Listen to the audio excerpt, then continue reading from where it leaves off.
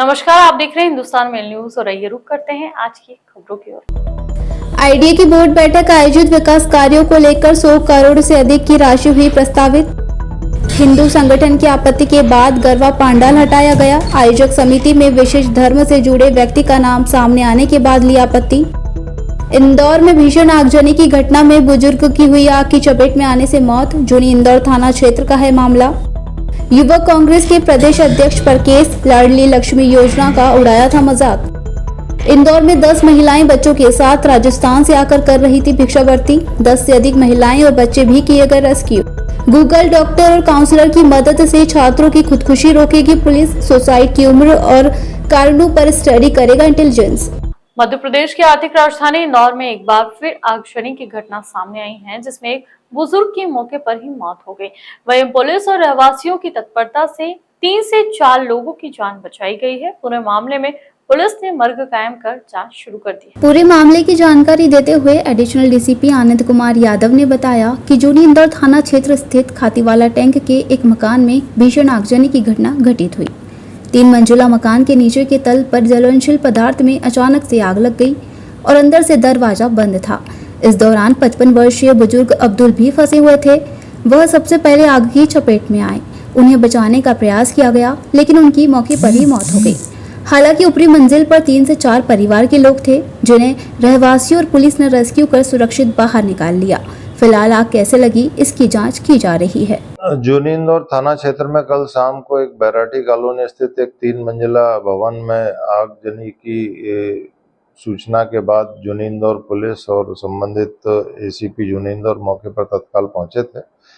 उसमें ऊपर की मंजिल पर 2 महिलाएं और एक पुरुष थे, जिन्हें पुलिस दल ने हिकमत अमली से प्रयास करके बहादुर का परिचय देते हुए निकाला है बाहर।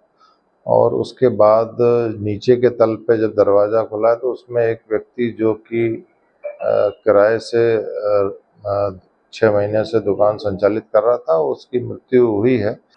इंदौर विकास प्राधिकरण की बोर्ड बैठक में इंदौर संभाग आयुक्त दीपक सिंह ने बताया कि बोर्ड बैठक में कई महत्वपूर्ण निर्णय हुए। सुपर कॉरिडोर पर हो रहे विकास कार्यों को लेकर 100 करोड़ से अधिक की राशि प्रस्तावित हुई। तो वहीं नायता मुंडला के बस स्टैंड को AICTSL को सौंपने का निर्णय लिया गया।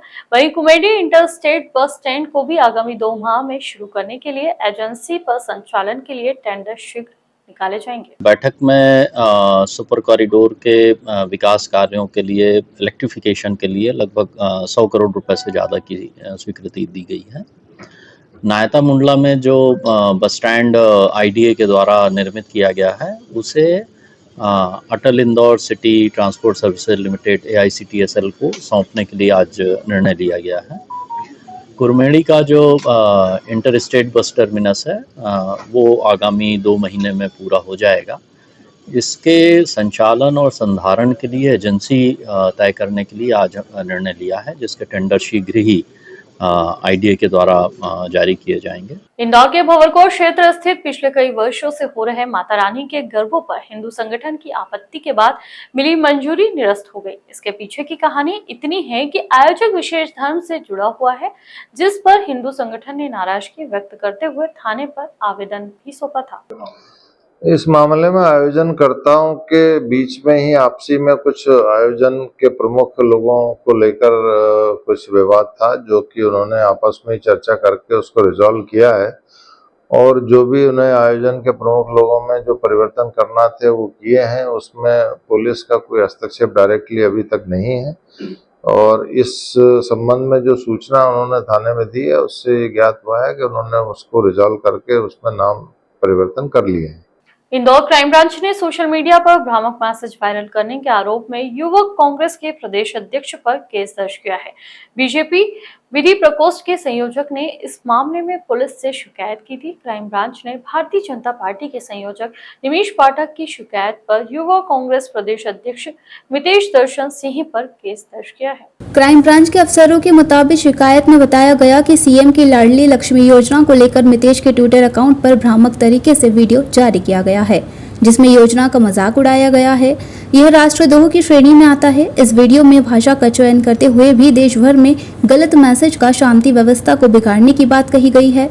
निमिष ने क्राइम ब्रांच को पेन ड्राइव में पूरा वीडियो भी दिया है। पुलिस इस मामले की जांच कर रही है। मध्य प्रदेश की आर्थिक राजधानी इंदौर में स्वच्छता में नंबर 1 के साथ ही भिक्षा मुक्त शहर बनाने के लिए भी जिला प्रशासन पूरी तरह से कार्य कर रहा है, लेकिन इसके बावजूद भी अन्य राज्यों से छोटे बच्चों के साथ पहुंची महिलाओं पर पुलिस द्वारा रेस्क्यू कर उन्हें वापस उनके राज्य पहुंचाया गया है। महिलाएं बच्चों के साथ लॉज में रुककर शहर के विभिन्न क्षेत्रों में भिक्षावृत्ति कर रही थी। शहर में भिक्षावृत्ति बढ़ती जा रही है, जिसे लेकर भिक्षावृत्ति उन्मूलन केंद्र और पुलिस के सहयोग से भीड़भाड़ वाले इलाकों में भिक्षावृत्ति करने वाले लोगों पर रेस्क्यू कर उन्हें सुरक्षित स्थान पर पहुंचाया जा रहा है।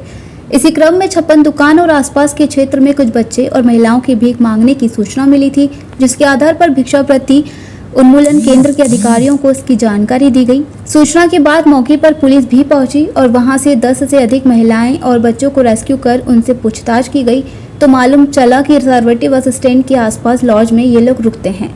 बताया जा रहा है कि सभी महिलाएं राजस्थान की रहने वाली हैं और उनके पति दिल्ली में मजदूरी का काम करते हैं। इसी कारण से वह अपने बच्चों को लेकर इंदौर की ओर आ गई और फिर यहां पर कोई काम नहीं मिलने की वजह से उन्होंने 56 दुकान से राजवाड़ा और अन्य क्षेत्रों में भिक्षावृत्ति के साथ ही छोटे बच्चों को पेन और अन्य सामान पकड़ा कर विभिन्न चौराहों पर खड़ा कर दिया था, जिसके कारण उन्हें अच्छा मुनाफा भी हो रहा था। इसकी सूचना जब सामाजिक संगठनों को लगी तो उन्होंने इसकी शिकायत की और पूरे मामले में जिला प्रशासन द्वारा गठित टीम और पुलिस द्वारा कार्रवाई करते हुए सभी महिलाओं को सुरक्षित रूप से राजस्थान भेज दिया गया। जो कलेक्टर साहब के नेतृत्व में भिक्षावृत्ति विरोधी जो कमेटी है वो इस पर से कार्रवाई करती है। उस पर से मिस्टर BD साहू और दिनेश मिश्रा जो CPO CDPO है, इनके नेतृत्व में टीम आई थी, जिसमें पुलिस के साथ मिल करके लगभग 11-12 बच्चे हैं, 11-12 महिलाएं हैं, जिनको वापस राजस्थान और दिल्ली रवाना किया गया है, जो भिक्षावृत्ति में संलिप्त थे। तो बताया ये लगभग इनके कुछ साथीदार दिल्ली में रहते हैं, लंबे समय से राजस्थान से निकले हुए हैं। इनका कहना यही है कि वहाँ पे गर्मी बहुत पड़ती है और ऐसी स्थितियों में वो ऐसे ठंडे प्रदेशों की तरफ मुख कर जाते हैं और इसी उस पर से वो लगभग 10-12 परिवार जो भाट परिवार है। खुदकुशी की बढ़ती घटनाओं को रोकने के लिए पुलिस नई पहल की शुरुआत करने जा रही है। इसमें गूगल, डॉक्टर और काउंसलर की सहायता ली जाएगी। आयुक्त राकेश गुप्ता ने पिछले 3 वर्षों में आंकड़े निकलवाए हैं। इसके आधार पर इंटेलिजेंस से खुदकुशी करने वालों की उम्र, स्थान, कारण और विश्लेषण करवाया जा रहा है। अतिरिक्त पुलिस आयुक्त अमित सिंह के मुताबिक इंदौर प्रदेश का सबसे बड़ा शिक्षा केंद्र है। देश भर के छात्र छात्राएं कॉलेज और कोचिंग संस्थानों में पढ़ने आते हैं। कई बार पढ़ाई और स्वजन के दबाव में भी बच्चे आत्महत्या कर लेते हैं। पिछली घटनाओं में देखा गया है कि कई लोगों ने आत्महत्या के पूर्व गूगल सर्च इंजन से जानकारी जुटाई थी। लिहाजा गूगल से करार किया जाएगा, जब भी कोई व्यक्ति तनाव, आत्महत्या की मंशा व्यक्त करने, स्वयं को नुकसान पहुंचाने और उससे जुड़े फोटो वीडियो सर्च करेगा, गूगल तुरंत पुलिस को खबर करेगा। साइबर एक्सपर्ट मोबाइल नंबर और फोन के आधार पर उस व्यक्ति तक पहुंच सकेंगे। ADCP के मुताबिक पुलिस मनोचिकित्सकों और काउंसलर से भी संपर्क में रहेंगे। डॉक्टर से ऐसे लोगों का ब्यौरा साझा करेंगे जो लगातार अवसाद में चल रहे हैं, उनके अंदर बार बार आत्महत्या का भाव आता है। ऐसे लोगों को स्वजन और काउंसलर की मदद से समझाया जाएगा। मध्य प्रदेश की आर्थिक राजधानी इंदौर में पुलिस द्वारा आपराधिक और सामाजिक तत्वों पर नकेल कसने के लिए अभियान की शुरुआत की गई थी, ताकि शहर में मादक पदार्थ की तस्करी और आपराधिक घटनाएं रोकी जा सके, जिसको लेकर पुलिस द्वारा एक चक्रव्यूह बनाया गया था, जिसमें मोहल्ले स्तर पर पुलिस आरक्षकों को जिम्मेदारी सौंपी गई थी। और इसी के तहत पुलिस का कहना था कि अब इसके सफल परिणाम भी आने लगे हैं। एडिशनल DCP राम स्नेही के मुताबिक जोन 3 में पुलिस द्वारा लगातार बदमाशों के खिलाफ कार्रवाई की जा रही है। ट्रक पैडलर, सार्वजनिक स्थानों पर नशा करने वाले, चीलम पीने वाले और आदतन बदमाशों के खिलाफ सख्त कदम उठाए जा रहे हैं। इसी कड़ी में पुलिस ने क्षेत्र में स्थित आदतन बदमाशों को चिन्हित किया है और उन पर कड़ी कार्रवाई की जा रही, जिनके खिलाफ पूर्व में कई अपराध दर्ज हैं और जो फिर से अपराध करते हैं उन्हें नोटिस भी जारी किया गया है। पुलिस ने त्योहारों के दौरान किसी भी विघ्न की स्थिति में कड़ी कार्रवाई की चेतावनी दी है। 250 से अधिक बदमाशों को येलो नोटिस और आदतन अपराधियों को रेड नोटिस जारी किए गए, ताकि धार्मिक आयोजन शांतिपूर्वक संपन्न हो सके। इसके अलावा पुलिस ने 35 जिला बदर बदमाशों में से 28 को चिन्हित कर उन पर कार्रवाई की है। नशे के सौदागरों के खिलाफ भी अभियान चलाकर 50 से अधिक बदमाशों को चिन्हित कर उनके खिलाफ कार्रवाई की गई। सार्वजनिक स्थानों पर बैठकर शराब पीने और चिलम पीने वालों के खिलाफ एनडीपीएस और आबकारी एक्ट के तहत कार्रवाई की गई है। पूर्व के चिन्हित अपराधियों पर भी सख्ती बरती जा रही।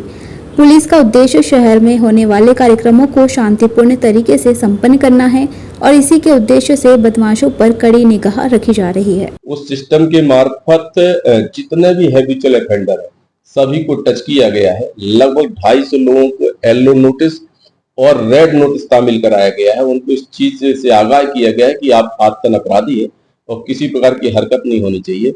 ऐसे ही जिला बदर है, टोटल हमारे तरफ 35 जिला बदर की कार्रवाई प्रतिदिन थी। उसमें से 28 लोगों के फाइनल ऑर्डर किए गए हैं, उसमें से 25 लोगों को चेक किया गया है। ठीक इसी प्रकार जो नशे के सौदागर है, लगभग आधा सैकड़ा 54 ऐसे मामले बनाए गए हैं जो नशे के कारोबार में शामिल थे। लगभग 50 से 60 मामले जो अवैध शराब या कहीं पर बैठ करके शराब पी रहे थे, ऐसे लोगों के खिलाफ कार्रवाई की गई है। तो इस प्रकार से जो हमारा बीट सिस्टम है, प्रत्येक व्यक्ति कुछ ना कुछ कार्रवाई करता है ताकि आने वाले जो त्योहार हैं वो सफलतापूर्वक संपन्न हो और लोग सुरक्षित तरीके से त्योहारों को मनाएं।